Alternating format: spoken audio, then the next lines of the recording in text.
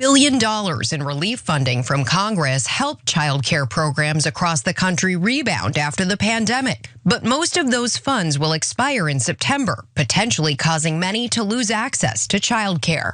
Childcare businesses are going to be put into a position of having to either raise fees on parents or lower the wages of their childcare teachers. And that will likely lead to more teachers leaving the field.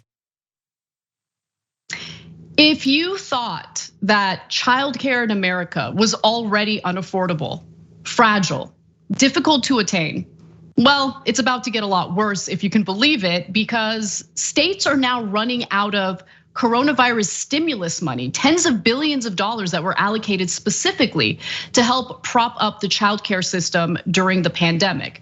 Now, that record investment did in fact help the industry. Not enough, if you ask me, because childcare was still a big problem. A lot of women were unable to go back to work due to the unaffordable nature of childcare. However, the money running out means that there will be even more closures of various facilities that offer childcare to American families.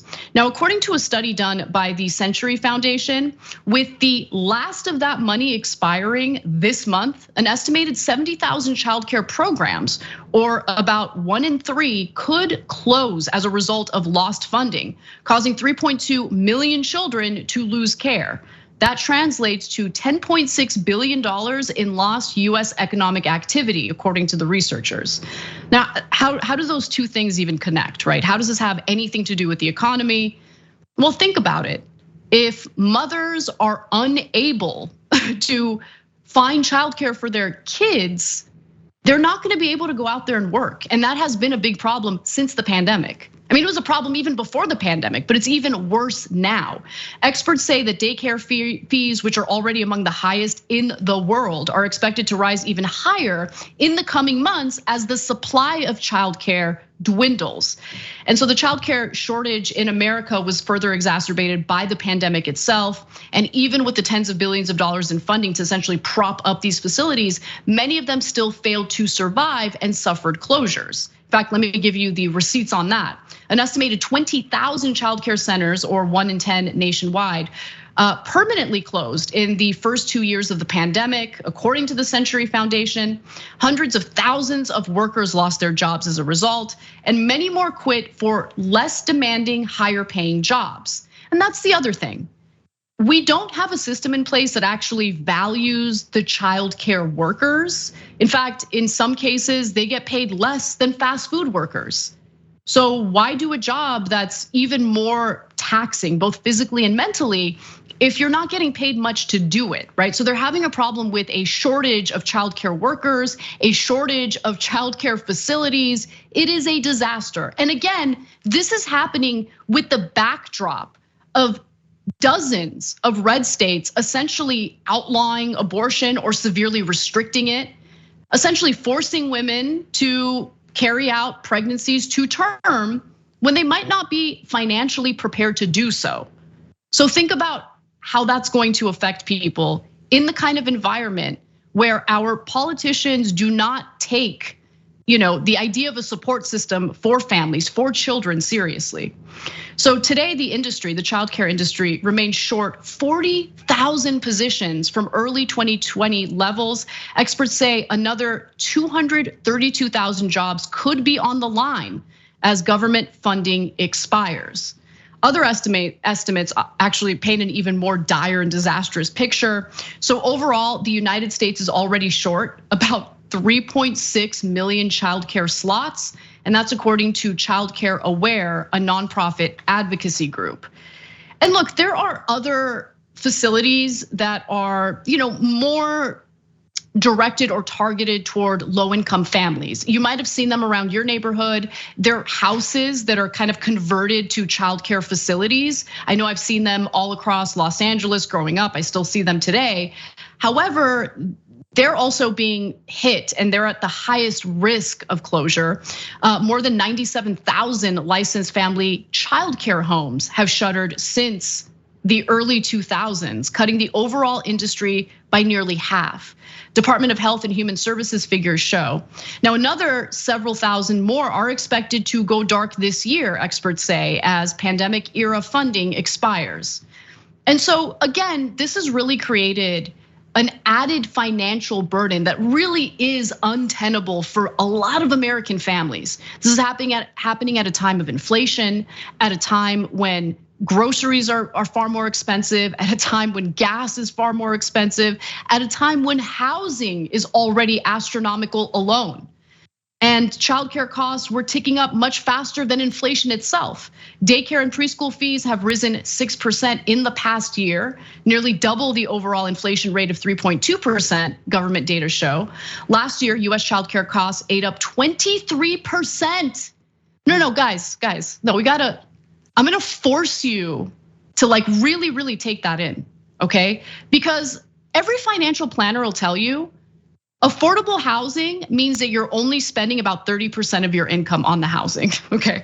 No one's doing that. Everyone's spending way more than that on their housing, unless they're living with like 12 other families. Let's keep it real. And then on top of that, if you are a person who really values the idea of family formation, you really wanted to have kids, you are spending 23% of your income on childcare alone. Okay, how exactly can our conservative politicians who claim to really value children so much, who really want to encourage people to have more kids, how are they gonna turn around and say, no, you should, like, why is it that people are deciding against having kids? We should pressure them to do it. I don't know, maybe create the kind of country and the kind of environment that supports people who wanna have families and who wanna have kids. That's the best way to encourage, people to have children. You're not gonna do it through shame. Like, shame tactics annoy me to no end. I can't stand it when the left does it. I can't stand it when the right does it, okay? Address the actual issue.